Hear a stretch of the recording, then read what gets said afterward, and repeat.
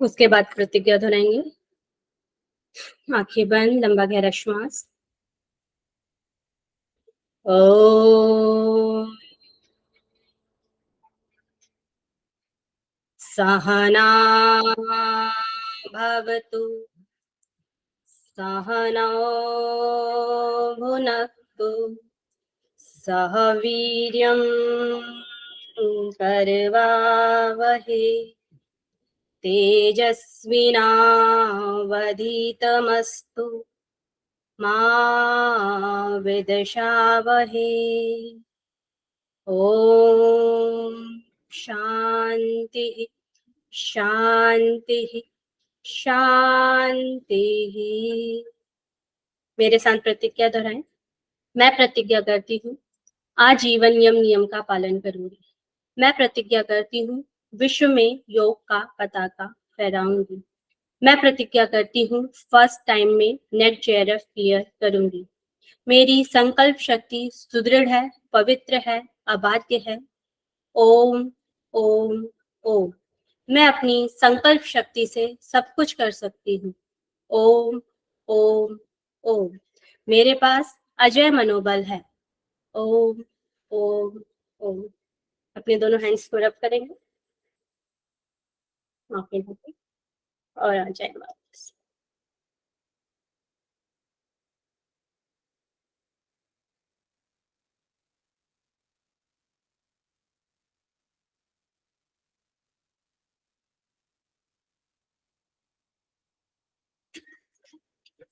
मेरी screen share हो रही है। जी मैम। पूरी दिखाई दे रही है ना? मैम बस अभी हो रही है, अभी तो दिखा नहीं है अभी कुछ ही।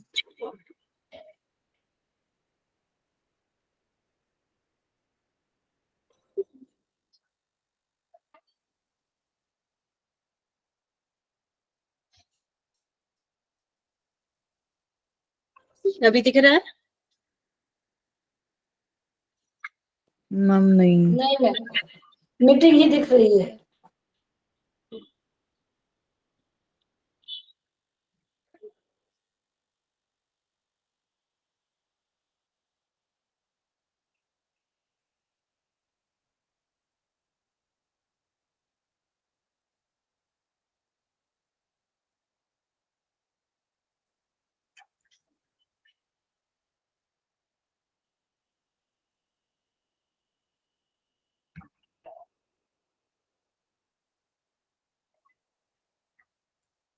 देख क्यों नहीं रही है?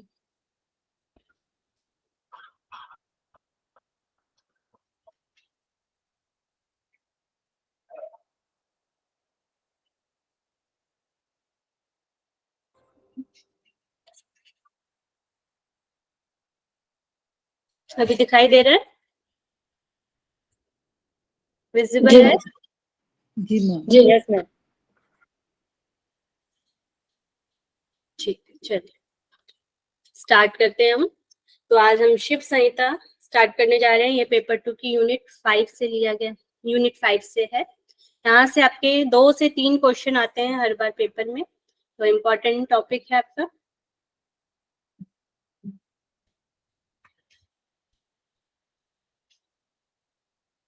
तो सबसे पहले हम देख लेते हैं कि शिव संहिता में क्या क्या चीजें दी गई हैं।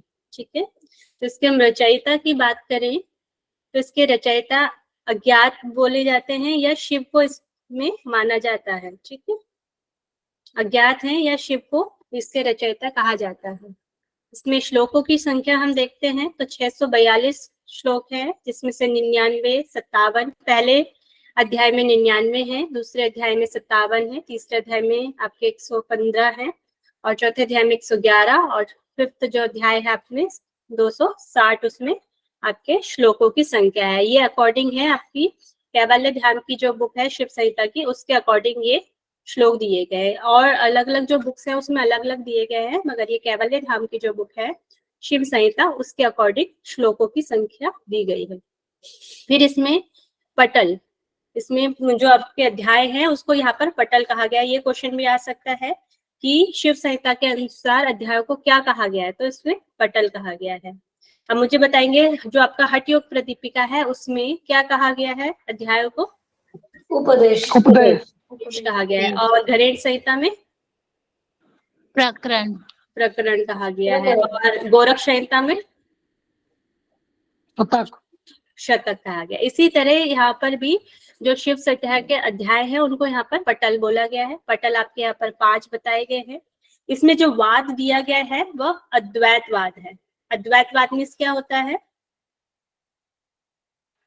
अद्वैत, तो आत्मा परमात्मा यानी को कि मानता है। एक ही हाँ, एक तत्व में जो विश्वास रखता है। एक ही तत्व को जानता है। द्वैत मतलब हो गया आपका 2 और अद्वैत मतलब हो गया एक। जो ब्रह्म और जीव को केवल एक ही मानता है उसे अद्वैतवाद कहते हैं। ठीक है।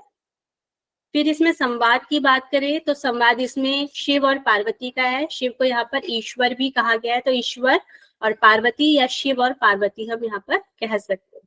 ठीक है। फिर योग की बात करें तो योग इसमें 4 प्रकार का बताया गया है। मंत्र, हठ, लय और राज, ये 4 प्रकार के योग की चर्चा हमें यहाँ पर मिलती है। यहाँ से इस बार क्वेश्चन 2023 में यहाँ से क्वेश्चन आया हुआ है इस बार यहाँ से, तो इम्पोर्टेंट है। फिर इसमें हम आसन की बात करें तो आसन भी इसमें 4 बताए गए हैं। सिद्धासन, पद्मासन, उग्रासन और स्वस्तिक आसन। जो पश्चिमोत्तान है, पश्चिमोत्तान आसन को ही यहाँ पर उग्रासन कहा गया है। ठीक है। फिर हम प्राण की बात करें तो यहाँ पर 10 प्रकार के प्राण बताए गए हैं। फिर नाड़ी शोधन की बात करें तो नाड़ी शोधन यहाँ पर एक बार में 20 बार और टोटल 4 बार करने की बात कही गई है। मतलब कि पूरे दिन में आपको 80 बार नाड़ी शोधन करने की बात की गई है। धारणा की बात करें तो इसमें 5 धारणाओं की बात की गई है। मुद्राएं यहाँ पर 10+1 है। 10 मुद्राएं जो हमारी होती हैं उसके साथ एक और मुद्रा ऐड की गई है। यहाँ पर योनि मुद्रा को यहाँ पर ऐड किया गया है। नाड़ियों की संख्या बताएं तो यहाँ पर 3.5 लाख बताई गई है। और जो हमारे टैक्स है उसमें नाड़ियों की संख्या कितनी होती है? 72,000। 72,000 है, 1 करोड़ भी है, 1.25 करोड़ भी है। सवा करोड़ तो लय बताया गया है ना। नाड़ियां जो बताई गई हैं वो 72,000 नाड़ियां हमारी बताई गई हैं। एक ऐसा टैक्स है जिसमें हमारी जो नाड़ियों की संख्या है वह 3.5 लाख यहाँ पर बताई गई है। ठीक है। शिव संहिता में केवल 3.5 लाख नाड़ियां बताई गई हैं। फिर हम मुख्य नाड़ियों की बात करें तो यहाँ पर 14 नाड़ियां है प्लस एक है चित्रा नाड़ी। तो 14 नाड़ियां तो है ही हैं, उसके साथ एक और नाड़ी ऐड की गई है, वह है चित्रा नाड़ी। तो और 14 नाड़ियां और किस टेक्स्ट में हमें मिलती हैं? किसमें पढ़ी थी आपने 14 नाड़ियां? और वशिष्ठ संहिता में, वशिष्ठ संहिता। वशिष्ठ संहिता में। और किसमें है? और ज्यादातर तो सिद्धांत 10 का ही पद्धति है। में सिद्धांत पद्धति में तो 10 ही है। हट रत्नावली में आपकी 14 नाड़ियां हैं। ठीक है। फिर आ जाता है आपका कुंडली के यहाँ पे 3.5 लपेटे यहाँ पर बताए गए हैं। फिर कुंडली को यहाँ पर वाग्देवी कहा गया है। अलग अलग टेक्स्ट में हमें अलग अलग नाम मिलते हैं कुंडली के। कहीं पे सरस्वती बोला गया है, कहीं पे जल रूपा बोला गया है, कहीं पे बहुत सारे नाम हमें मिलते हैं। फिर यहाँ पर साधक के प्रकार भी बताए गए कि साधक के कितने प्रकार है। यहाँ पर साधक के 4 प्रकार बताए गए हैं।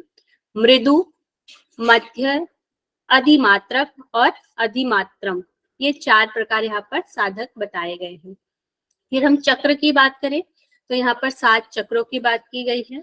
योग की यहाँ पर अवस्थाएं बताई गई हैं, 4 अवस्था यहाँ पर बताई गई हैं। और अन्न के 4 प्रकार भी बताए गए हैं। अन्न के 4 प्रकार और कहाँ बताए गए हैं? 3 का पता है, भगवत गीता में बताए गए हैं, सात्विक, राजसिक और तामसिक आहार बताए गए, मगर 4 प्रकार भी होते हैं अन्न के आपके, लेहे वाले, ऐसे इस प्रकार से यहाँ पर बताए गए। वहां पे आयुर्वेद संहिता में वाले। बताया जो आयुर्वेद मतलब रसमस वगैरह इस टाइप में। अभी आगे हम देखेंगे, अभी तो खाली इंट्रोडक्शन दिया है ये। इसमें क्या चबाने वाले, पीने वाले, वही ना, पेय, हाँ, चर्वक। हाँ जी। ले, पे, चर्व्य और चूष्ण ऐसे करके है। तो ये आयुर्वेद में होगा ना। हमारे गीता में भी 4 प्रकार के अन्न बताए गए हैं उस तरीके से। ठीक है। तो ये वाली स्लाइड प्रश्न था इस स्लाइड में कि जैसे इसमें मुद्राएं अगर आते हैं क्वेश्चन बन के कि ये शिव संहिता के अनुसार कितनी मुद्राएं हैं, तो 11 10 ऐसे, तो 11 लगाना है। आप दिक्कत। आपके जो आंसर है, आंसर के अकॉर्डिंग आप देखेंगे। अगर उसमें 11 है तो 11, ये 10+1 करके आपका ऐसे आएगा, तो आप इसको लिख सकते हैं ना, क्योंकि सेम 10 ये अलग जो बताई गई है और एक मुद्रा अलग बताई गई है। ओके, टोटल और 11। नाड़ियों में भी सेम यही क्वेश्चन है। क्या कह रहे हैं? मुख्य नाड़ियों में भी सेम यही क्वेश्चन है, क्योंकि 14 जैसे 2 ग्रंथ वो बोल रहे हैं ये कि ये ग्रंथ है, तो इसमें मतलब 15 ऑप्शन आता है, तो 15 टिक करना, 14 आता, 13 आता, तो इस प्रकार से। उसी प्रकार से करना है। हाँ, आंसर के हिसाब से आप देखेंगे वहां पे, क्योंकि एक बार नेट में यहाँ से क्वेश्चन पूछा गया था, मगर उन्होंने फिर बाद में उसे मतलब कि अगर वो रॉन्ग हो जाता है तो उसके सभी को मार्क्स मिल जाते हैं। अगर उनसे कोई गलती पूछने में हो जाती है तो फिर उसके मार्क्स सभी को मिल जाते हैं। और वैसे फिर हम क्वेश्चन के अकॉर्डिंग देखेंगे, हमें आंसर के अकॉर्डिंग ऑप्शन में क्या है उसके अकॉर्डिंग हमें आंसर देना है। ठीक है, और किसी को इस स्लाइड में से कुछ पूछना है? ओके, सभी को आगे बढ़े। जी मैम। फिर हम इंट्रोडक्शन देखेंगे कि किस पटल में क्या चीजें दी गई हैं। यहाँ से भी आपका क्वेश्चन आता है, तो ये बहुत ही जरूरी है। सभी जो हमारे टेक्स्ट है उसमें से, सभी में से कुछ ना कुछ आता ही है। इसमें से क्वेश्चन भी आ चुका है, अभी हम आगे देखेंगे। ये भी बता देंगे, फास्ट तो नहीं हो रहा, थोड़ा जल्दी तो नहीं हो रहा है? नहीं, सही है मैम। ठीक है ना। तो यहाँ पे प्रथम प्रटल को यहाँ पर लय प्रकरण भी कहा गया है। ठीक है, तो इसमें सबसे पहले कर्म कांड आता है लय प्रकरण में, फिर ज्ञान कांड है, फिर दार्शनिक मान्यताएं यहाँ पर बताई गई हैं, और पंच तत्व की विवेचनाएं की गई हैं। ठीक है, हमारे पंच तत्व जैसे आकाश, वायु और अग्नि, पृथ्वी, जल जो है पंच तत्व यहाँ पर बताए गए हैं। दार्शनिक मान्यता बताई गई है, ज्ञान कांड के बारे में बताया गया, और कर्म कांड के बारे में बताएगा। फिर है द्वितीय पटल में तत्व ज्ञान प्रकरण बताया गया है, जिसमें नाड़ी का वर्णन किया गया है, कुंडलिनी का वर्णन है, और वैश्वानर अग्नि का वर्णन किया गया है। 3 चीजें यहाँ पर बताई गई हैं द्वितीय पटल में। फिर आपका तृतीय पटल में प्राण प्रकरण की बात की है। इसमें प्राण के बारे में बताया गया है। यहाँ पर हृदय पंकज बोला गया है, और यहाँ पे प्राण 10 प्रकार के प्राण यहाँ पर बताए गए हैं। गुरु की महिमा के बारे में यहाँ पर बताया गया है। सिद्धि प्राप्ति लक्षण, सिद्धि हम कैसे प्राप्त कर सकते हैं, उसके लक्षण हमारे शरीर में क्या आते हैं वो बताया गया है। फिर नाड़ी शोधन की विधि बताई गई है। फिर योग वर्जित विषय, योग में क्या चीजें नहीं करनी है वे बताई गई हैं। फिर योग सिद्धि के उपाय यहाँ पर बताए गए हैं कि योग सिद्धि हमें किस तरीके से प्राप्त हो सकती है। फिर योग की 4 अवस्थाएं यहाँ पर बताई गई हैं। फिर आसन यहाँ पर बताया गया है तृतीय पटल में ही, और पंच जो धारणा है वे बताई गई हैं। फिर आपका चतुर्पटल में यहाँ पर मुद्रा प्रकरण है। मुद्रा प्रकरण में यहाँ पर एक योनि मुद्रा बताई गई है, और उसके अलावा 10 मुद्राएं यहाँ पर बताई गई हैं। टोटल होगी आपकी 11। फिर है ये पंचम पटल, ये मुक्ति मार्ग विघ्न यहाँ पर बताए गए हैं। 3 प्रकार के यहाँ पे विघ्न बताए गए हैं। 4 प्रकार के योगों की बात की गई है यहाँ पे, मंत्र, हट, लय और राज। ऐसा ही वर्णन हमें और कहाँ मिलता है मंत्र, हट, लय, राज का? हट रत्नावली।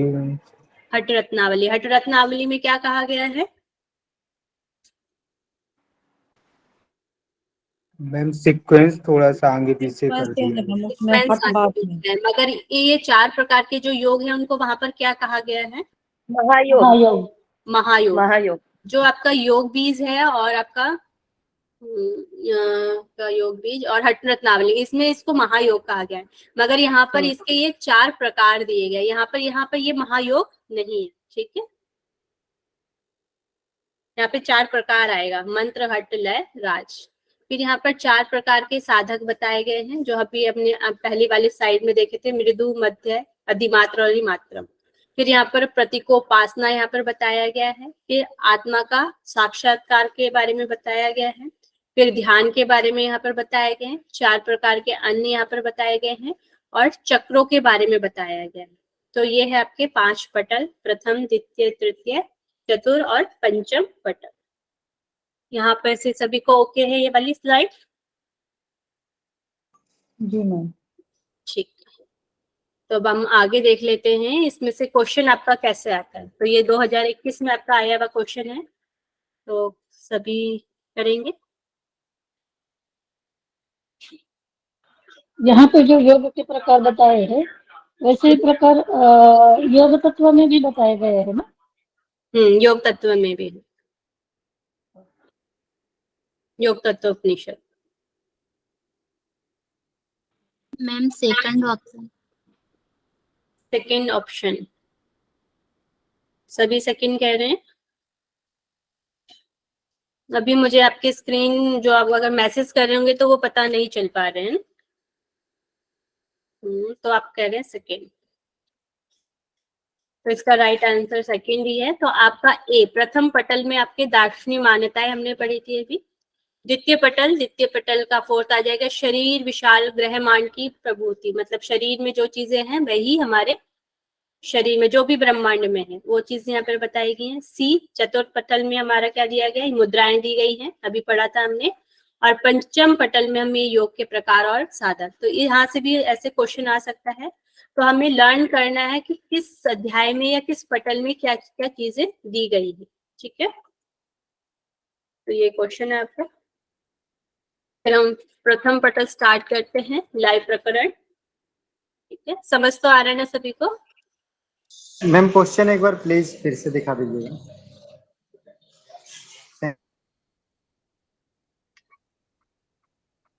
मैं स्लाइड भेज दूंगी, आप उसमें से लिख लीजिए। ठीक है,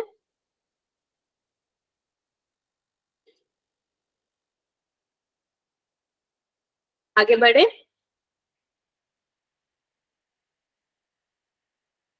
जी मैम, चलिए।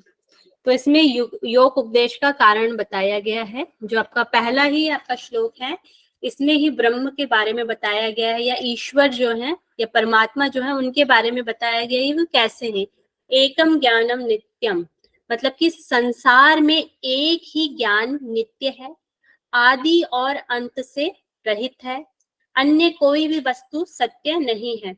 तो यहाँ पर जो ईश्वर है, ईश्वर को सत्य भी कहा गया है, वही एक केवल सत्य है।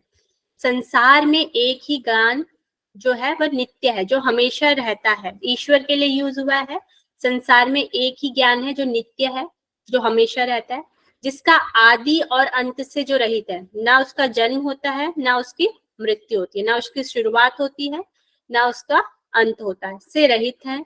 अन्य कोई भी वस्तु सत्य नहीं है, और कोई भी संसार में कोई भी वस्तु सत्य नहीं है उस परमात्मा के अलावा।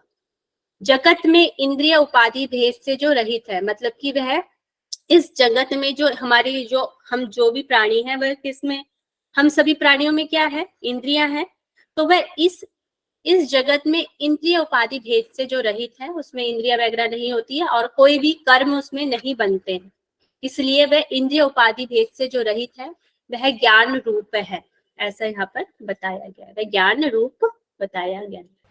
फिर आगे एक बार उच्चारण कर दो मैम इसका। उच्चारण तो पता नहीं सही से हो पाएगा नहीं। एकम ज्ञानम नित्यम आद्यंत शून्यम नान्य किंचित द्वैतै वस्तु सत्यम यद भेदो यस्मिन इंद्रियोपाधिना ये ज्ञान स्यास्तम मास्ते नान्यथैव।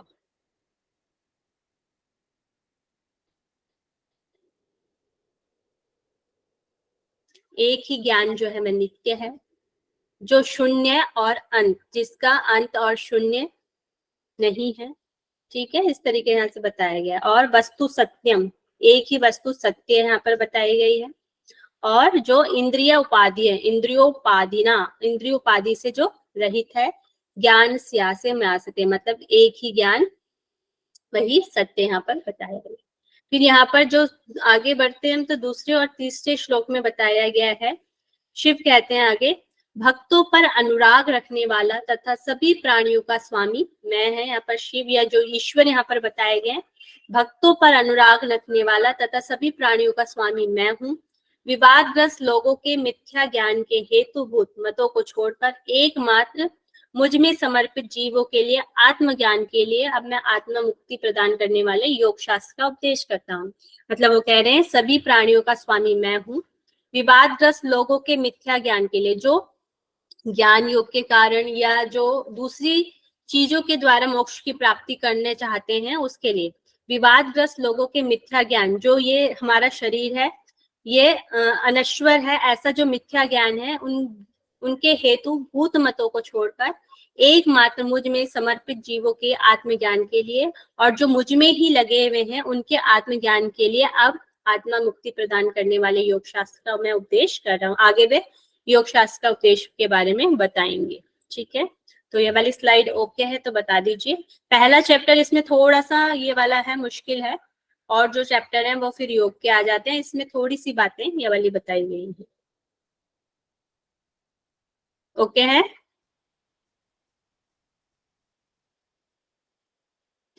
No response? जी मैम। हाँ जी मैम, ओके है, आगे बढ़ जाए। रिप्लाई कर दिया करिए जरूर। ठीक है, फिर आत्मा को मुक्ति प्रदान करने वाले योग शास्त्र का उपदेश बता रहे हैं। तो यहाँ पर सारी चीजें बताई गई हैं। मुक्ति के लिए कोई सत्य की प्रशंसा करता है कि मतलब सत्य से हमें मुक्ति मिल जाएगी। सत्यम के चिन्ह प्रशंसति तपः, कोई तप से करता है। शौचम, कोई शौच शुद्धता से करता है। तथा परे क्षमा, और कोई क्षमा से मुक्ति प्रदान हो जाएगी। शम मनोनिग्रह, मतलब कि मन को निग्रह कर देना। ठीक है, मन को बांध लेना, उसको बोला गया है। आर्जव, आर्जव मतलब होता है आपका सरलता। क्षमा आर्जव, जो क्षम और आर्जव के द्वारा। केचित दानम, कोई दान से। प्रशंसति, कोई दान की प्रशंसा करता है। पितृ कर्म, कोई पितृ कर्म या श्राद्ध तर्पण आदि से कहता है कि मुक्ति प्रदान हो जाएगी। केचित प्रशंसिति के वैराग्य मुक्तम, कोई कर्म वैदिक कर्मों से, कोई वैराग्य से कहता है कि मुक्ति की प्रदान हो जाएगा। केचित कर्मग्रस्त कर्माणि प्रशंसति, और कोई ग्रस्त कर्म की प्रशंसा करता है। और अग्निहोत्रादि कर्म, कोई अग्निहोत्री कर्म की प्रशंसा करता है, मतलब हवन आदि से कहता है कि मुक्ति प्रदान हो जाएगी। कोई कहता है मंत्र योग, कोई मंत्र योग की प्रशंसा करता है। तीर्थ, केचित तीर्थानुसेवनम, कोई तीर्थ की सेवा आदि से कहता है, आदि की प्रशंसा करता है। इस प्रकार मुक्ति के लिए अनेक उपाय बताए जाते हैं। तो ऐसा यहाँ पर बताया गया है कि किन किन से कोई कहता है कि सत्य से हमें मुक्ति प्राप्त हो जाएगी, उसकी प्रशंसा करता है। कोई तप से, कोई शौच से, कोई क्षमा से, कोई आर्जव से, कोई दान और पितृ कर्म, और वैराग्य, ग्रस्त कर्म, अग्निहोत्री, इस तरीके से अलग अलग बताए गए हैं। ठीक है, ये स्लाइड आगे करें। जी मैम।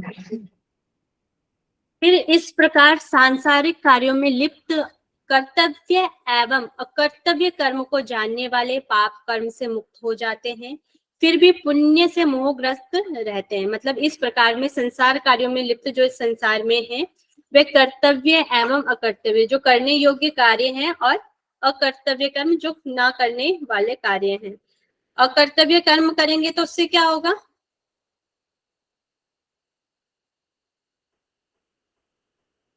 पाप और पुण्य। पाप और पुण्य। अकर्तव्य कर्म से पाप प्राप्त होगा, और जो कर्तव्य करने योग्य कार्य होंगे उनसे हमें पुण्य होगा। फिर भी कर्तव्य और अकर्तव्य कर्म को जानने वाले पाप कर्म से तो मुक्त हो जाते हैं, फिर भी पुण्य कर्म, मतलब अगर हम कर्तव्य करने वाले कर्म करते हैं तो हमें पुण्य से हम मोहग्रस्त हो जाते हैं। क्यों बोला गया है?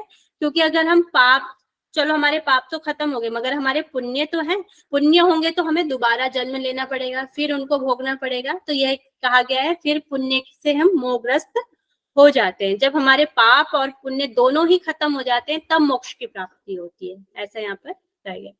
तो इन मतों को जो मानता है वह पाप व पुण्य का भागी होकर जन्म मृत्यु के चक्कर में घूमता रहता है, दोनों ही। फिर यहाँ पर कुछ दार्शनिक मान्यताएं बताई गई हैं कि जो पहले से चली आ रही हैं। तो प्रचलित परंतु असत्य धारणा यहाँ पर बताई गई हैं। पहले जो है उसके थोड़ा थोड़ा बताया गया, जैसे सांख्य दर्शन है। सांख्य दर्शन में कुछ बुद्धिमान में श्रेष्ठ वेदों के अध्ययन मनन में लगे हुए विचारक को नित्य एवं सर्वव्यापी आत्मा को अनेक बताते हैं। मतलब कि जो आत्मा है वह अनेक यहाँ पर बताई गई है। तो ऐसे सांख्य दर्शन में बताया गया है जो आत्मा है वे आत्मा क्या है, अनेक है।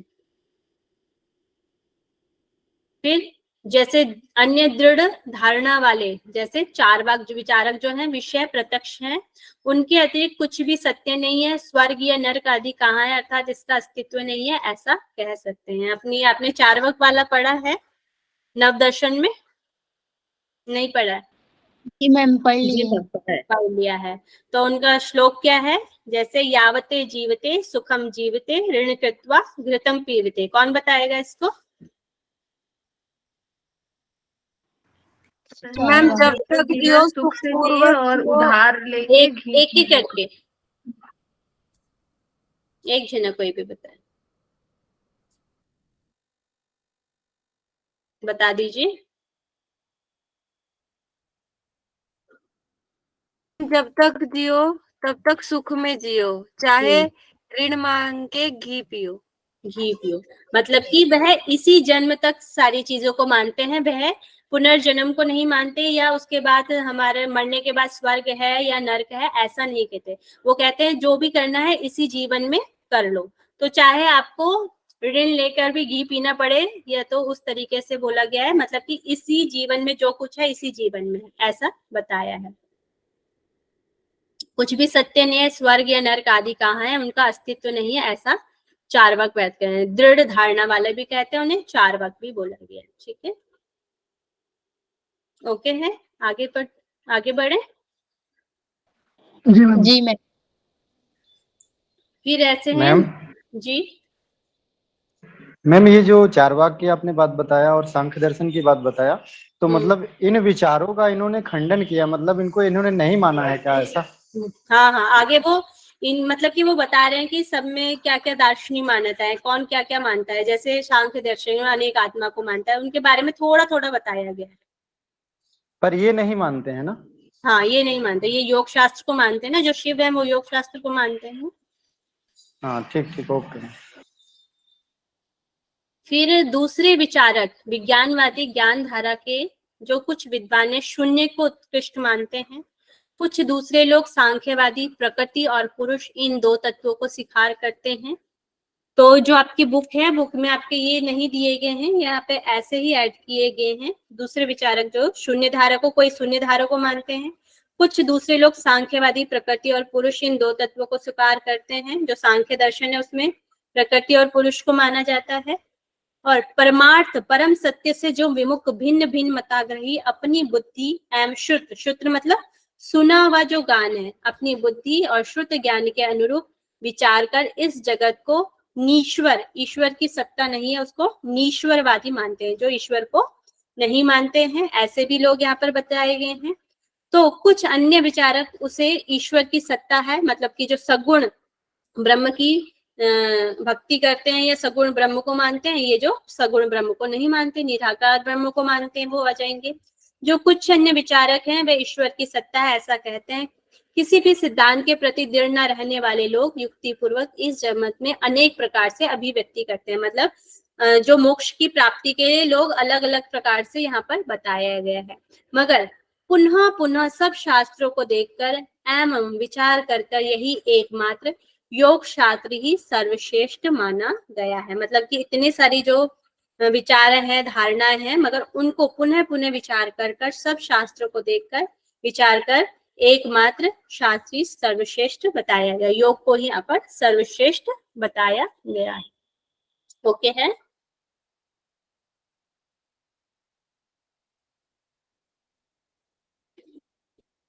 ओके है आप सभी को? जी मैम। फिर यहाँ पर योग शास्त्र के बारे में बता रहे हैं कि योग शास्त्र में, फिर यहाँ पर योग शास्त्र भी वेद के बाद ये दो पार्ट में डिवाइड है, कर्म कांड और ज्ञान कांड। फिर जो कर्म कांड है, कर्म कांड फिर से दो भाग में डिवाइड है। निषेध मतलब अविहित कर्म जो कर्म नहीं करने चाहिए, और विधि मतलब विहित कर्म जो हमें करने योग्य होते हैं। और विधि में भी 3 प्रकार के हैं, नित्य है, नैमित्तिक है और काम्य कर्म। ये 3 प्रकार के कर्म यहाँ पर बताए गए हैं। तो सबसे पहले कर्म कांड ज्ञान कांडामिति वेदो द्विधा मतम, मतलब कि 2 प्रकार के हैं। भवती द्वित भेदो ज्ञान कांडस्य कर्मणा निषिद्ध कर्म करणे पापम भवति निश्चितम, विधिना कर्म करणे पुण्यम भवति निश्चितम। मतलब कि वेद, कर्म कांड एवं ज्ञान कांड इन दो रूपों में प्रचलित यहाँ पर बताया गया है। अर्थात वेद की कर्म कांडीय एवं ज्ञान कांडीय दो विचारधाराएं हैं। योग शास्त्र में भी दो विचारधाराएं बताई हैं, एक होगी आपकी कर्म कांड और दूसरी होगी आपकी ज्ञान कांड। और कर्म कांड के भी दो भेद अभी बताए हैं आपके, निषेध और विधि। तो निषेध मतलब अविहित भी बोला गया है और विधि मतलब विहित। पूर्वक होने से कर्म कांड दो प्रकार के हैं। निषिद्ध मतलब कि क्या हो गया, कर्म करने पर निश्चित रूप से पाप होता है। जो विहित कर्म है, हम जब विहित कर्म करेंगे तो हमें पाप की प्राप्ति होगी, पाप प्राप्त होता है।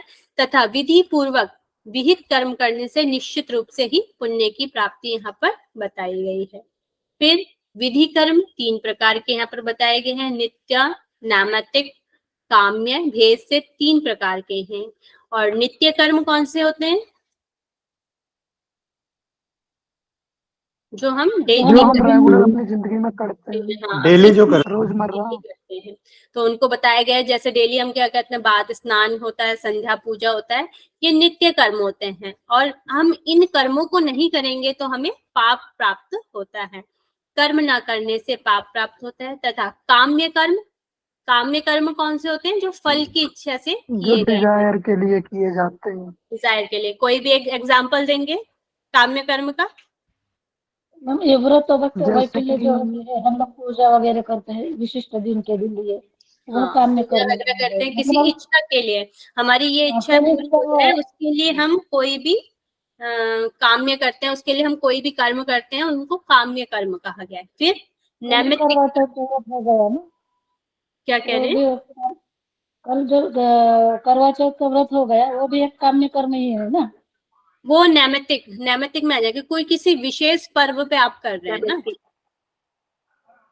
लेकिन वो फल की इच्छा रहती है ना मैम उसमें। उसमें उस तरह की नहीं है। जैसे नैमित्तिक में क्या, विशेष व्रत पर्वादि कर्म करने से फल की जो प्राप्ति होती है, किसी विशेष पर्व पे ही आता है ना वो, ये हो सकता है। और फल की इच्छा तो कभी भी हम उसको कर सकते हैं। मैम काम्य में वो आएगा ना, जैसे हम लोग परीक्षा की तैयारी इसीलिए कर रहे हैं कि हम लोगों को पास होना है, हाँ, तो काम्य कर्म आएगा ना, इसके लिए आ जाएगा। तो इसको हम कभी भी कर सकते हैं। और नैमित्तिक करते हैं जो किसी व्रत पर्वादि पे किए जाते हैं। हाँ जी मैम, अगर यहाँ परीक्षा की बात आती है तो उसमें भी तो, परीक्षा में भी तो हम आगे जाकर के फल की चिंता कर रहे हैं ना कि हम पास हो जाएंगे। तो करवा चौथ में फिर भी तो वो ही फल की चिंता तो है कि हमारे पति देव की आयु बढ़ेगी, ये होगा वो होगा। तो इसको आप समझाइए करवा चौथ वाला फिर सही से। यस मैम, जैसे उसमें हम वो ले सकते हैं क्या, नवरात्रि जो आती है, तो नवरात्रि जो हम करते हैं वो नैमित्तिक कर्म में आ जाएगा।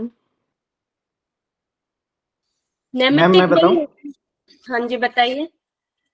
देखिए तीनों एक दूसरे से रिलेटेड है, आप ध्यान से सुनिएगा। जो हम डेली रूटीन में जो भी कार्य करते हैं वो नित्य कर्म हो जाता है। लेकिन जब उसी रूटीन वाले कार्य में हम किसी की कामना करते हैं, जैसे किसी चीज को प्राप्ति करने के लिए करते हैं स्वयं के लिए, तो वो काम्य कर्म हो जाता है। लेकिन उसी कर्म में यदि हम किसी के लिए करते हैं, जैसे मैं किसी का विवाह दिवस संस्कार मना दिया, मैंने किसी का जन्म दिवस संस्कार मना दिया, ये सब नैमित्तिक कर्म हो गए। तीनों एक दूसरे से रिलेटेड है। आ गया सभी को समझ में? लेकिन काम्य और नैमित्तिक में थोड़ा सा कंफ्यूजन है ही। मैम जो कुछ भी आप कार्य कर रही हैं, अगर किसी के निमित्त कर रही हैं, जैसे आप बेटे के लिए कर रही हैं, पति के लिए कर रही हैं, बहू के लिए कर रही हैं, समाज के लिए कर रही हैं, देश दुनिया के लिए कर रही हैं, वो सारे कर्म नैमित्तिक कर्म हो जाते हैं। काम्य कर्म स्वयं के लिए है, स्वयं की काम्य के लिए। जी मैम जैसे कि हम किसी की हेल्प करते हैं, या फिर हेल्प हो गया, या फिर हम लोग अगर फास्टिंग वगैरह खुद से अगर फास्टिंग रख रहे हैं, जैसे कि मंथली या फिर हमारा वीकली जो फास्टिंग रहे, तो खुद के लिए है, किसी की हेल्प के लिए, या फिर कोई भी कार्य कर रहे हैं तो हम कुछ फल की इच्छा के थ्रू जो रखते हैं वो हमारा आता है, आपका आता है ये काम में। हाँ, और जो नैमित्तिक में विशेष कोई पर्व वगैरह आता है तो हम तब हम जैसे कि अभी वैभव लक्ष्मी दीपावली आने वाली है, और जो भी चीज पर्व आते हैं तो हम भगवान की जो पूजा करते हैं, स्मरण करते हैं, फिर उसमें जो हम काम जो अपनी जो फल की जो इच्छा रखते हैं वो चीज आता है आपका नैमित्तिक। Thank you. नहीं, गलत जा रहे हैं।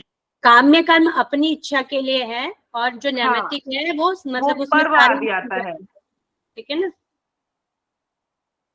ओके है? विभू जी का थॉट सही नहीं है मैम। जी आप एक बार और डिफाइन करिए। क्या डाउट हो रहा है इसमें? चलिए आगे बढ़ते हैं। कोई 3 कर्म यहाँ पर नित्य, काम्य और नैमित्तिक। नित्य जो हम डेली करते हैं, काम्य जो फल की इच्छा से, अपने फल की इच्छा से जो किए जाते हैं उसके लिए है, अपने लिए जो किए जाते हैं उस चीज के लिए है। और नैमित्तिक कर्म में किसी विशेष पर्व है, जैसे जन्मदिन है उस पे किया जा रहा है, कोई दीपावली वगैरह जो पर्व आ रहा है उस पे जो किया जाता है वो नैमित्तिक कर्म हो जाता है। ठीक है, राइट है? जी मैम। यहाँ पे कर्म फल की बात बताई गई। कर्म फल 2 प्रकार के हैं यहाँ पे, स्वर्ग रूप है और नरक रूप यहाँ पर बताए गए हैं। स्वर्ग रूप मतलब होते हैं पुण्य कर्म से स्वर्ग की प्राप्ति होती है, और नरक रूप में पाप कर्म से नरक की प्राप्ति यहाँ पर बताई गई है। पाप कर्मों का फल भोग लेने के पश्चात भी उसी प्रकार पुण्य कर्मों के फल का भोग समाप्त हो जाने पर भी निश्चित रूप से पुनर्जन्म लेना पड़ता है, इसमें संशय नहीं है। इसमें बताया गया है जैसे हम पाप कर्म हमें किससे प्राप्त होते हैं, हमारे जो अकर्तव्य कर्म है उनसे हमें पाप कर्मों की प्राप्ति होती है, उनसे भोग लेने के पश्चात उसी प्रकार पुण्य कर्म, जब हमारे पाप कर्म समाप्त हो जाएंगे तो हमारे पुण्य कर्म स्टार्ट हो गए। पुण्य कर्म का भी फल हम भोग समाप्त हो जाने पर निश्चित रूप से पुनर्जन्म लेना पड़ता है। अगर हमारे पुण्य कर्मों का भोग समाप्त नहीं हुआ है या पापों का हमारा समाप्त नहीं होता है तो हमें पुनर्जन्म दोबारा लेना पड़ता है, इसमें संशय नहीं है, ऐसा यहाँ पर बताया गया है। मतलब कि हमारे कर्म हमारे साथ चलते रहते हैं। ठीक है, कर्म फल के बारे में इतना ही बताया गया यहाँ पर। आगे चले, किसी को डाउट है तो पूछ सकते हैं। मैम पाप पुण्य में ये समझ सकते हैं विद्या और अविद्या कर्म, मतलब अविद्या में जो किए जाने वाले कर्म वो पाप में ले सकते हैं, वो विद्या से जो जानते हुए कर्म जो शास्त्रों के अनुकूल है तो वो पुण्य में, ऐसा? पुण्य कर्म, हाँ वो भी है, क्योंकि उसमें भी विद्या और अविद्या को लेकर साथ में चलना होता है, तो वो ले सकते हैं यहाँ पे। ठीक है, दोनों का ही जब नाश होगा उसके बाद ही हमें मोक्ष की प्राप्ति होगी। ठीक है, ओके है? जी जी। तो यहाँ पर ज्ञान कांड, अभी तक जो हम पढ़ रहे थे वो क्या था? कर्मकांड। कर्म कांड। अब हम क्या पढ़ेंगे? ज्ञान कांड। अभी तक कर्म कांड के बारे में बताया गया था कि उसके 3 प्रकार हैं। अब ज्ञान कांड में क्या चीजें बताई गई वो बताया गया है। सुविचारशील योगी को कर्म कांड के उक्त महात्म्य को जानकर उसे त्याग कर देना चाहिए। मतलब कि जो कर्म कांड है, कर्म कांडों से क्या होता है? पाप भी प्राप्त होता है और पुण्य भी प्राप्त होता है, और पुण्य प्राप्त होगा तो दोबारा हमें पुनर्जन्म लेना पड़ेगा। तो सुविचारशील योगी कर्म कांड के उक्त महात्म्य को जानकर उसे त्याग देना चाहिए। मतलब कि कर्म कांड को त्याग देना चाहिए। योगी पुण्य और पाप इन दोनों का त्याग करके ज्ञान कांड, ज्ञान मार्ग में प्रवृत्त होता है, ऐसा आगे यहाँ पे बताया गया है। आत्मा ही देखने जानने योग्य एवं सुनने योग्य है, ऐसा यहाँ पे बताया गया। जो आत्मा है, ऐसी जो श्रुति है, ऐसा जो सुना है हमने आगे से, वह मुक्तिदायिनी एवं तत्व ज्ञान कराने वाली है, उसी का प्रयत्न पूर्वक सेवन करना चाहिए। अब यहाँ पर आत्मा के बारे में बताया गया है, और ज्ञान के द्वारा हम कैसे मोक्ष की प्राप्ति कर सकते हैं तो वो आगे यहाँ पर बताया गया है। ठीक है, तो सूर्य प्रतिबिंब जिस प्रकार एक सूर्य को घड़े के अंदर देखने पर सूर्य के अनेक भेद दिखते हैं, उसी प्रकार इंद्रियां उपाधि के कारण आत्मा के अनेक भेद दिखते हैं। तो सभी में क्या है? हम सभी में क्या है?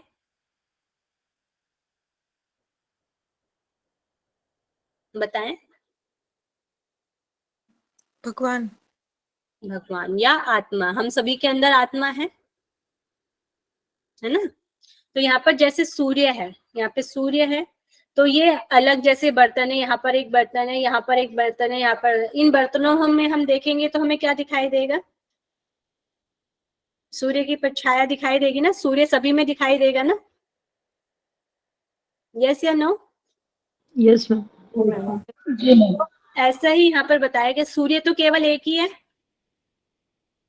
मगर हम जब अलग अलग बर्तनों में देखेंगे, अलग अलग शरीर में अलग अलग आत्माएं हैं, मगर आत्मा क्या है? केवल एक है। तो जिस प्रकार एक सूर्य को घड़े के अंदर देखने पर सूर्य के अनेक भेद दिखते हैं, मतलब सूर्य एक ही है, मगर हम अलग अलग बर्तनों में उसे देखेंगे तो वह अलग अलग हमें दिखाई देता है। उसी प्रकार इंद्रियों की उपाधि के कारण आत्मा के अनेक भेद दिखते हैं। मतलब कि जब हम इस संसार में आते हैं इंद्रियों के माध्यम से, या जो ये भी जो भी जगत है, यहाँ पे जो असत्यता है उसको देखकर हमें आत्मा में अनेक भेद दिखाई देते हैं। हमें आत्मा केवल एक ही नहीं दिखाई देती है, उसके हमें अनेक भेद दिखाई देते हैं कि सब अलग अलग है, मगर होता क्या है? आत्मा केवल एक यहाँ पर बताई गई है। ठीक है, ओके है? Yes ma'am. नहीं मैम, क्लियर नहीं हुआ है। क्लियर नहीं हुआ है? जैसे एक सूर्य है और हम उसे अलग अलग बर्तनों में देखेंगे तो वह अलग अलग दिखाई देता है, उसी प्रकार आत्मा एक है और वह सभी शरीरों में अलग अलग दिखाई देती है। आपके शरीर में अलग, हम कहते हैं आपका शरीर है, कोई और है उनका शरीर अलग है, मगर सभी में क्या है? केवल एक ही आत्मा है, केवल वही परमात्मा होता है। ठीक है, ये ठीक है मैम। ज्ञान कांड से जैसे प्रवृत्त होता है ज्ञान कांड का, उसको कैसे इससे ज्ञान कांड हो different जाएगा ना जब हमें सब में पता चल जाएगा सभी में ये आत्मा है, तो हमें ज्ञान हो गया ना, सभी में ये आत्मा है, सभी को हम एक जैसा ओके। देखेंगे। हाँ ठीक हाँ है? हाँ, ठीक ठीक। ओके है ना? फिर इसी तरह यहाँ पर और भी उदाहरण दिए गए हैं। स्वप्न अवस्था का यहाँ पर उदाहरण दिया गया है। जैसे स्वप्न जगत में अनेक भेद उत्पन्न होते हैं, मतलब कि हम स्वप्न देखते हैं उसमें हमें अलग अलग चीजें दिखाई देती हैं, और नींद से जागने के बाद कुछ शेष नहीं रहता है। जैसे अपने स्वप्न देखा और उसके बाद आप नींद से जागे तो उसके बाद कुछ शेष रहता है। उसी प्रकार जैसे ही ब्रह्म का ज्ञान होता है और अविद्या भी नहीं रहती है, माया है तो अविद्या है, अन्यथा सब कुछ बोध स्वरूप ब्रह्म ही है। तो यहाँ पर जो ब्रह्म का जो ज्ञान है, यह जो ज्ञान कांड है वह स्वप्न के माध्यम से दिखाया गया है। जैसे ही स्वप्न जगत के अनेक भेद उत्पन्न होते हैं, जैसे हमें अलग अलग सपने आते हैं, और जब हम नींद से जाग जाते हैं तो वह स्वप्न कुछ भी नहीं रह जाते, केवल स्वप्न मात्र रह जाते हैं, उनका कोई अस्तित्व नहीं रह जाता है नींद से जागने के बाद। उसी प्रकार जैसे ही ब्रह्म का ज्ञान होता है हमें मोक्ष की प्राप्ति होती है, या उस ईश्वर का हमें जब ज्ञान हो जाता है तो अविद्या भी नहीं रहती। अविद्या क्या है? ये शरीर होना ही अविद्या है, इस शरीर के बारे में हम कुछ नहीं सोचते थे, वह अविद्या नहीं रहती है। माया है तो अविद्या है, और अन्यथा सब कुछ बोध स्वरूप ब्रह्म ही है, वह ब्रह्म ही यहाँ पर बताया गया। ठीक है, फिर यहाँ पर रज्जु और सर्प की बात की है। रज्जु मतलब है आपकी रस्सी, रोप, और सर्प हो गया आपका स्नेक। जिस प्रकार रस्सी को सर्प समझ लिया जाता है, जैसे ये दिखने में क्या है? रस्सी को सर्प समझ लिया जाता है, रस्सी है मगर उसको हम क्या समझ लेते हैं? सर्प समझ लेते हैं। और दूसरा उदाहरण यहाँ पर दिया गया है सीपी और चांदी का। सीपी में चांदी की भ्रामक होती है, उसी प्रकार परमात्मा में इस संसार की भ्रांति होती है। तो सीपी में चांदी की भ्रामक, जो सीपी है उसे हम चांदी की तरह मान लेते हैं कि ये चांदी है। तो वैसे ही संसार के बारे में यहाँ पर बताया गया, रस्सी के ज्ञान से सर्प के ज्ञान की निवृत्ति हो जाती है। दूर से हमें देखने पे लगता है ये सांप है, मगर हम ध्यान से उसे देखते हैं या उसके बारे आगे जाके ये देखते हैं तो हमें पता चलता है ये सर्प, रस्सी के ज्ञान से सर्प के ज्ञान की निवृत्ति हो जाती है, मतलब कि ये सांप नहीं है, ये केवल रस्सी है। उसी प्रकार आत्मा के ज्ञान हो जाने से जगत ज्ञान की निवृत्ति हो जाती है। जब हम आत्म तत्व को जान जाते हैं, परमात्मा को जान जाते हैं, तो ये जो जगत है जो हमें मिथ्या लगता है, असत्य लगता है, और जगत ज्ञान की निवृत्ति हो जाती है। जो सांसारिक जो चीजें हैं वह निवृत्त हो जाती है, खत्म हो जाती है जब ये आत्मा का ज्ञान हो जाता है। तो यहाँ पे 3 उदाहरण दिए गए हैं, एक तो स्वप्न अवस्था का, एक रज्जु और सर्प का, और फिर सीपी का। सीपी का ज्ञान हो जाने से रजत रूपी भ्रम का नाश हो जाता है। जब हमें सीपी का ज्ञान हो जाता है, रजत रूपी, रजत मतलब चांदी जैसा जो हमें दिखाई दे रहा है, भ्रम का नाश हो जाता है, मतलब कि ये चांदी नहीं है, ये सीपी ही है। सीपी का जब हमें ज्ञान हो जाता है, उसी प्रकार आत्मज्ञान के जगत रूपी भ्रम नष्ट हो जाता है। जो ये इसी प्रकार आत्मज्ञान, जब हमें आत्मज्ञान हो जाता है, जगत रूपी भ्रम नष्ट हो जाता है। ये जो जगत है ये मिथ्या है, ऐसा हमें जब ज्ञान हो जाता है तो हम मोक्ष की प्राप्ति कर लेते हैं। अब इसमें कोई डाउट है स्लाइड में तो आप पूछ सकते हैं। मैम इसके अंदर जो है हमारे परमात्मा को बताया कि अलग अलग अवस्था में हम परमात्मा को कैसे जान सकते हैं, मतलब कंपैरिजन किया हुआ है। हाँ, मैम कंपैरिजन इससे रिलेटेड क्वेश्चन कैसे आएगा, अगर जो आएगा तो मैम? रस्सी और सर्प का आ सकता है कि ज्ञान की निवृत्ति कब हो जाती है। सर्प के जब हमें पता चल जाएगा कि सर्प नहीं रस्सी है, इस तरीके से बना के दे सकते हैं। और ज्ञान कांड में किसके माध्यम से हम क्या मतलब कि किस तरीके से हम ब्रह्म को जान सकते हैं, जब हमें आत्मज्ञान हो जाएगा उसके द्वारा हम ब्रह्म को जान सकते हैं। इस तरीके से क्वेश्चन बन सकता है। तो मैम इसके अंदर 4 चीजों को बताया ना, एक तो स्वप्न अवस्था का, एक रज्जु का, एक सीपी का और एक रस्सी का। सूर्य और प्रतिबिंब। Okay ma'am. ओके, स्लाइड समझ आ रहा है ना आप लोगों के? जी मैम। नेक्स्ट है यहाँ पर अज्ञान का स्वरूप यहाँ पर बताया गया है। जब दोषवश सफेद भी पीला दिखाई पड़ता है, उसी प्रकार अज्ञान दोष के कारण आत्मा भी संसार के रूप में दिखाई देती है। मतलब कि जब दोषवश आपको जब पीलिया होता है तो आप कैसे दिखाई देते हैं? पीले दिखाई देते हैं। वैसे ही जब दोषवश सफेद भी पीला दिखाई देता है, इस संसार में आने के बाद जो मतलब हमारा यहाँ का बाहरी आवरण जब चढ़ जाता है, मतलब कि ये संसार ही सब कुछ है, ऐसा हम जब मान लेते हैं, उसी प्रकार अज्ञान दोष के कारण जब हमारे अंदर अज्ञान होता है कि ये संसार ही सब कुछ है, आत्मा भी संसार के रूप में दिखाई देने लग जाती है। मतलब कि हम जो आत्मा है उसको ही मानने लग जाते हैं, ये हम ही है, ये हम ही है, ये संसार ही सब कुछ है, ऐसा हम मानने लग जाते हैं। फिर जब दोष नष्ट हो जाने पर रोगी के द्वारा स्वयं शुक्ल ग्रहण कर लेता है। जब उसका पीलिया हट जाता है तो वह रोगी क्या हो जाता है? शुक्ल ग्रहण, मतलब कि सफेद हो जाता है। उसका पीलिया हट जाता है, उसका पीलापन चले जाता है। उसी प्रकार अज्ञान नाश हो जाने पर आत्मा का सत्य स्वरूप प्राप्त हो जाता है। जैसे पीलिया होने पर पीलिया हट जाता है तो सफेद रूप धारण कर लेता है, मतलब कि अपना रूप धारण कर लेता है। उसी प्रकार जब हमें अज्ञान का जो दोष है, यह संसार का जो दोष है, ये हट जाता है तो हमें परमात्मा का या आत्मा का सत्य हमें पता चल जाता है और हम उसको जान लेते हैं। ठीक है, ओके है जी। जैसे रस्सी तीनों कालों में सर्प नहीं रह सकती, उसी प्रकार निर्गुण एवं निराकार आत्मा भी जगत के रूप में नहीं रह सकती।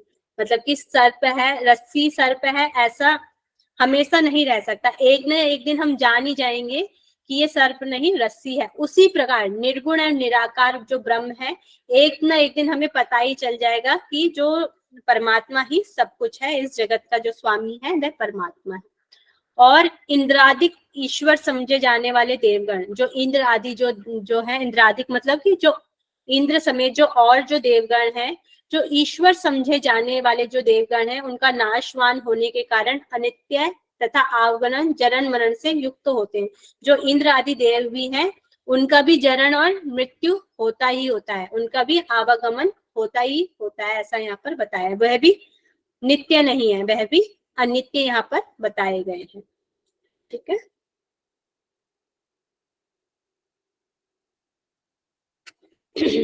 फिर यहाँ पर चैतन्य का स्वरूप बताया गया है, नित्य तत्व है। अभी आपने गीता में पढ़ा होगा, आत्मा का स्वरूप पढ़ा था। जी हाँ, पढ़ा था। उसी प्रकार यहाँ पर जो चैतन्य स्वरूप है या आत्मा का जो स्वरूप है उसके बारे में बताया गया, जो चैतन्य रूप है। तो समस्त चराचर जगत में चैतन्य ब्रह्म से जो उत्पन्न हुआ है, इसलिए सबका त्याग कर चैतन्य में आश्रय लेना चाहिए। मतलब कि उस ईश्वर में हमें आश्रय लेना चाहिए। ईश्वर से लेकर समस्त जगत पूर्णता एकमात्र सत्य चित आनंद है, स्वरूप पूर्ण है, द्वैत रहित आत्मा से व्याप्त है, और द्वैत मतलब दो आत्मा से द्वैत रहित है, मतलब कि केवल एक ही है। आत्मा स्वयं प्रकाशित है, सर्वथा पूर्ण, नित्य है, एकमात्र सत्य आनंद स्वरूप है, ज्ञान स्वरूप है और द्वैत रहित है। ये हम कह सकते हैं कि आत्मा के जो विशेषता है वह भी है, सर्वथा पूर्ण है, नित्य है, एकमात्र सत्य है, आनंद स्वरूप है, ज्ञान स्वरूप है और द्वैत रहित है। तो ये आपके चैतन्य स्वरूप के विशेषताएं होगी या आत्मा की विशेषताएं हो गई है। जो भी ईश्वर है उसकी विशेषता यहाँ पर बताई गई है। ओके है।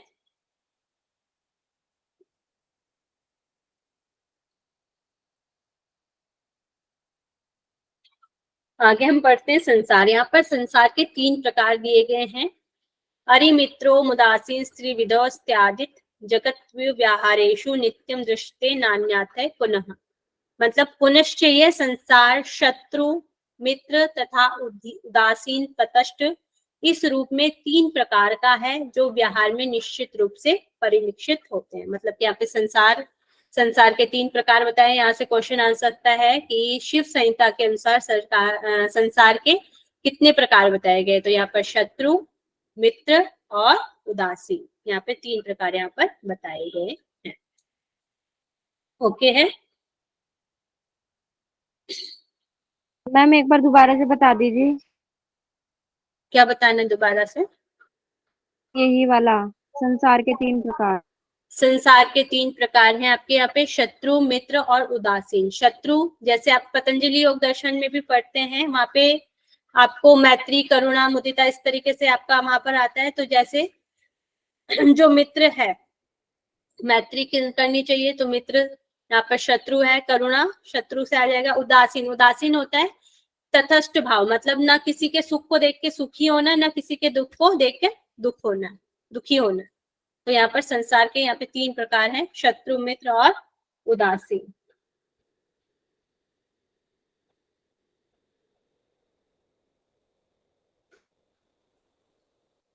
Okay ma'am, thank you. ठीक है। फिर यहाँ पे पंचभूत और सृष्टि की उत्पत्ति यहाँ पर बताई गई है। शुद्ध ब्रह्म की संबद्धता अविद्या माया के साथ होती है, अर्थात शुद्ध ब्रह्म और अविद्या के संयोग हो जाने पर सृजन आरंभ होता है। ऐसे ब्रह्म के तेज अंश से आकाश महाभूत भासित होता है। पतंजलि योग दर्शन में किससे सबसे पहले क्या आता है बताएं? अथ योगानुशासनम। अथ योगानुशासनम नहीं, यहाँ मैं पूछ रही हूँ वहां पर जैसे सबसे पहले किस चीज की उत्पत्ति होती है? पुरुष और प्रकृति। पुरुष की होती है मैम। पुरुष, प्रकृति से महत, बुद्धि, अहंकार, इस तरीके से वहां का सीक्वेंस है, सृष्टि की उत्पत्ति का सीक्वेंस है। और यहाँ पर सीक्वेंस दिया गया है शुद्ध ब्रह्म की सम्मत्या अविद्या के साथ। जब अविद्या जन्म लेती है, माया के साथ होती है, शुद्ध ब्रह्म और अविद्या के संयोग होने पर, 2 चीजों का संयोग है यहाँ पे, शुद्ध ब्रह्म और अविद्या के संयोग हो जाने पर सृजन आरंभ होता है। ऐसे ही ब्रह्म के तेज अंश से आकाश महाभूत भासित होता है। फिर जो ब्रह्म है सबसे पहले आकाश महाभूत भासित होगा, फिर आकाश से वायु, फिर आकाश एवं वायु से अग्नि अभिव्यक्त होगी, अग्नि की उत्पत्ति होगी, और फिर आकाश वायु अग्नि से जल की उत्पत्ति होगी, तथा फिर आकाश वायु अग्नि जल के संयोग से पृथ्वी भासित होगी। पहले आकाश आएगा, आकाश से वायु, वायु से अग्नि, अग्नि से जल और जल से फिर जल की उत्पत्ति होती है। आकाश से वायु, वायु से अग्नि, अग्नि से जल और जल से पृथ्वी भासित यहाँ पर बताई गई है। ठीक है, तो ये इस तरीके से यहाँ पर बताया। सबसे पहले आपका आ जाएगा शुद्ध ब्रह्म, शुद्ध ब्रह्म के बाद अविद्या, अविद्या के बाद आपका आ जाएगा आकाश, आकाश के बाद वायु, वायु से अग्नि, अग्नि से जल और जल से फिर पृथ्वी भासित होती है। इस तरीके से सृष्टि की सीक्वेंस यहाँ पर बताया गया है। ठीक है, हमारा जो शरीर है वह किससे बना है? पंच तत्वों से ही बना है ना, पंचभूत, पंच तत्व। यस या नो? जी मैम। इसी के बारे में यहाँ पर बताया गया। ओके है मैम, अविद्या के बाद जो हमारा ब्रह्म आएगा, सबसे पहले शुद्ध ब्रह्म है ना, शुद्ध ब्रह्म के बाद अविद्या है। जैसे पुरुष, पुरुष से प्रकृति, वैसे यहाँ पे शुद्ध ब्रह्म से अविद्या, अविद्या का संयोग जब हो जाएगा। मैम सीक्वेंस जो है सिर्फ पतंजलि योग सूत्र में ही चैंजना उत्पत्ति का, बाकी सारे ग्रंथ तो यहीं से शब्द आकाश से ही मतलब इसका प्रारंभ मानते हैं, ऐसा एक ही ग्रंथ है कि और भी कोई से ग्रंथ है ऐसा कि जो पुरुष है फिर प्रकृति, ऐसा कि सिर्फ ये पतंजलि योग सूत्र में ही वर्णन है? सांख्य में मानते हैं, सांख्य में ईश्वर को भी ऐड कर दिया, नहीं उसमें ऐड किया हुआ है, पतंजलि में ऐड किया हुआ है। हाँ नहीं, जैसे आपने कहा वहां पे पतंजलि में प्रकृति पहले, वो पुरुष पहले आया फिर प्रकृति, इसी प्रकार से किसी और भी ग्रंथ में है क्या कि ओनली सिर्फ इसी में बस? ज्यादातर तो पतंजलि का तो अलग है, फिर उसके बाद सभी में ज्यादातर आकाश, वायु, या सब में अलग अलग सीक्वेंस दिए गए हैं, सभी में सेम नहीं है, सबका अलग अलग है। किसी में तो अभी अब शिव अपने पढ़ा होगा, योग बीज पढ़ा होगा, योग बीज में किससे, अहंकार से उत्पन्न हुआ, वहां पे जल में स्फुरण होता है, जैसे इस जल में स्फुरण होता है उसी तरह जीव की उत्पन्न होता है वहां पे, वैसे बताया गया। योग बीज पढ़ा था ना आपने? जी है ना, उसमें यही दिया गया है ना, वहां पे कैसे उत्पत्ति बताई गई है? मैम वहां पे तो जो है पानी में जैसे बुलबुला उठता है, ऐसे जो मनुष्य में अहंकार स्फुटित होता है। हाँ, तो सब में हमें अलग अलग सीक्वेंस और हमें अलग अलग ही याद करना पड़ेगा किसमें क्या दिया गया।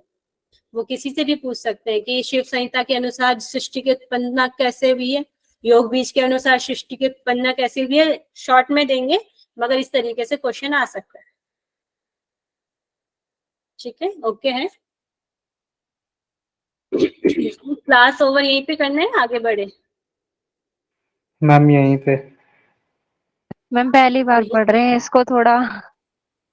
चलिए ठीक है, यहाँ तक हमने पढ़ लिया। वापस क्यों नहीं आ रहा?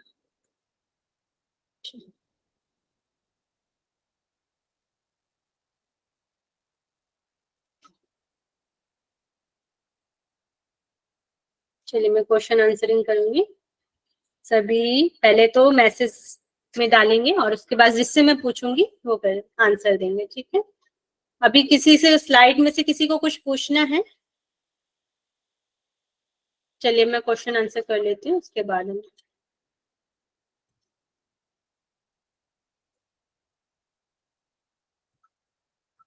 चलिए मुझे बताएंगे इसमें कितने पटल हैं, शिव संहिता में कितने पटल हैं? 5 पटल दिए गए। टोटल श्लोकों की संख्या क्या है? श्लोकों की संख्या क्या है? 642। ठीक, इसके रचयिता क्या है?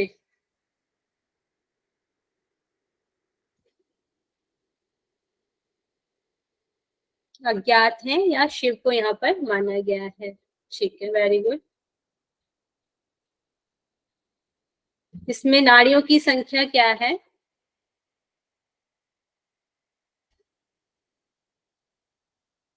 15।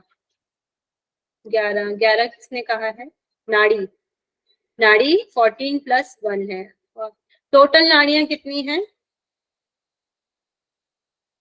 टोटल नाड़ियां 3.5 लाख यहाँ पर बताई गई। ठीक है, वेरी गुड। आनंद जी का, संतोषी जी, वर्मा जी का, प्रीतिका जी का 3.5 लाख यहाँ पर बताई गई। प्राण, प्राण कितने प्रकार के बताए गए हैं?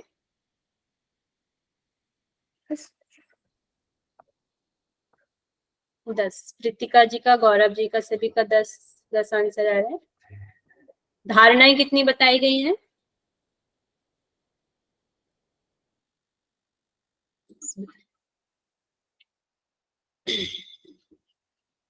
योग की कितनी अवस्थाएं बताई गई हैं?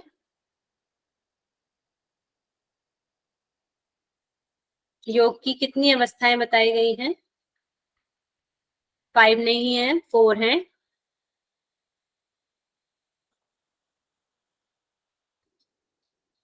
अब मुझे बताएंगे साधक, साधक के कितने प्रकार हैं? अमित कुमार जी बताएं साधक के कौन कौन से प्रकार हैं? अमित कुमार,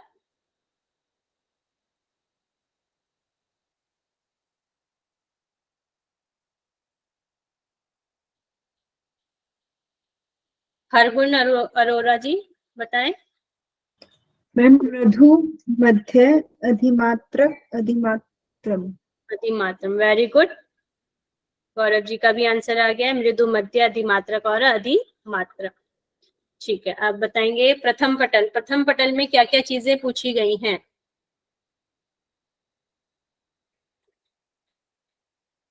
हेमलता जी बताएंगी प्रथम पटल में क्या क्या चीजें पूछी गई हैं, क्या क्या बताई गई हैं?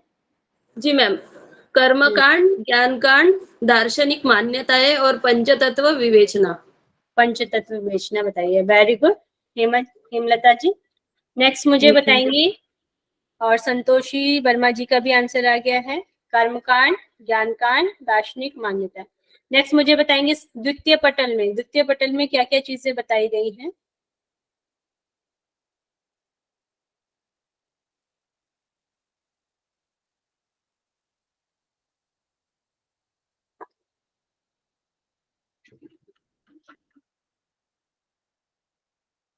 संतोषी वर्मा जी आंसर करें।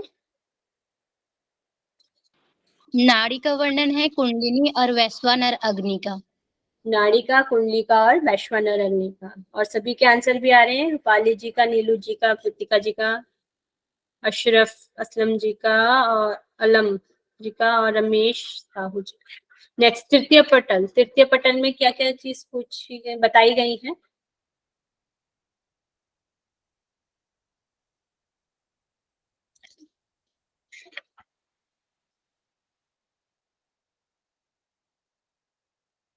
तृतीय पटल में क्या क्या चीज बताई गई है?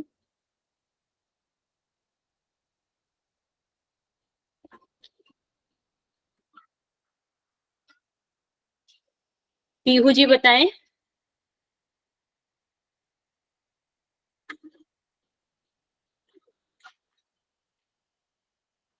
जी मैम, तृतीय पटल हृदय पंकज। हाँ, हृदय पंकज, प्राण 10 प्राण है, और गुरु की महिमा, सिद्धि प्राप्ति के लक्षण, और शोधन विधि, नाड़ी शोधन विधि, और योग वर्जित विषय, और योग की 4 अवस्थाएं थी, पंचधारणा, आसन, और सिद्धि की उपाय थे। जी, वेरी वेरी गुड पीहू जी, सही बताएं आपने सभी, और सभी के आंसर भी सही आ रहे हैं। नेक्स्ट मुझे बताएंगे चतुर्पटल में क्या क्या बताया गया है?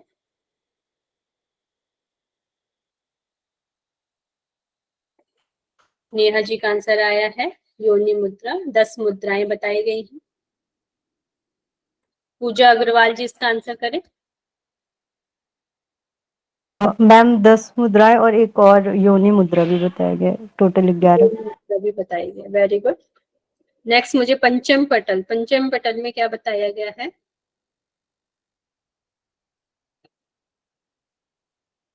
सीमा शर्मा जी इसका आंसर करें।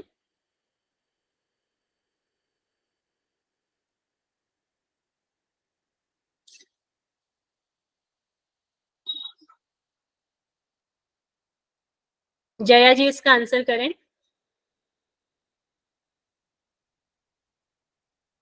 जया जी। Yes ma'am.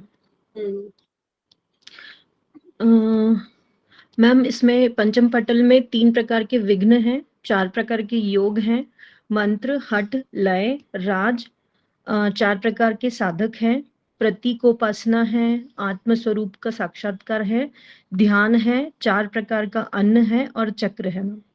ठीक है, वेरी गुड जया जी, आपने बताया, सही बताया।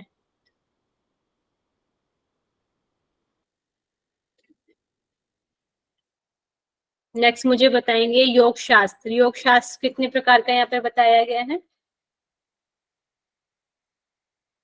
2 प्रकार के। कौन कौन से 2 प्रकार हैं?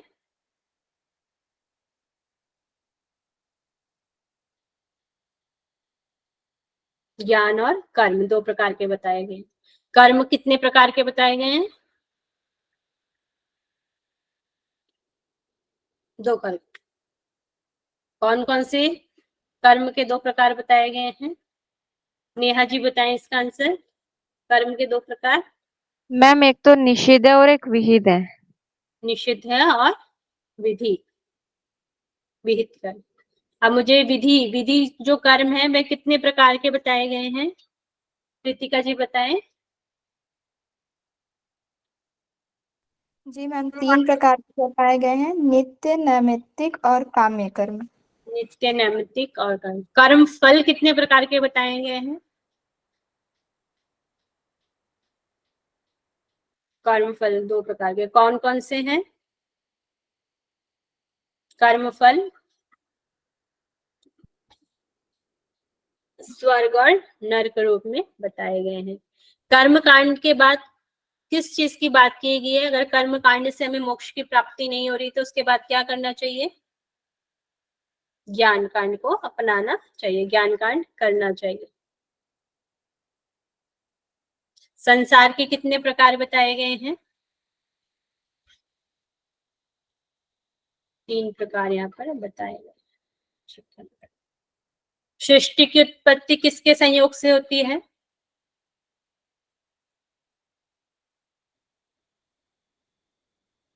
सृष्टि की उत्पत्ति किसके संयोग से बताई गई है? अविद्या। पंचभूत बाद में आएंगे, पहले अविद्या, ये विद्या का संयोग होगा, उसके बाद ही सृष्टि की उत्पत्ति होगी। माया से, पूजा जी लिखनी है, माया से, अविद्या से। चलिए, सभी ने सभी अच्छे आंसर दे रहे हैं, उसी तरह पढ़िए रहिए और नोट्स बनाइए। चलिए हम क्लास को ओवर करते हैं, सभी अपना कमर गर्दन सीधा करेंगे और शांति मंत्र के साथ हम आज की कक्षा का विराम करेंगे। लंबा गहरा श्वास। ओम सर्वे भवन्तु सुखिनः, सर्वे सन्तु निरामया, सर्वे भद्राणि पश्यन्तु, मा कश्चित् दुःखभाग् भवेत्। ॐ शान्तिः शान्तिः शान्तिः। ये दोनों हैंड्स को रब करेंगे।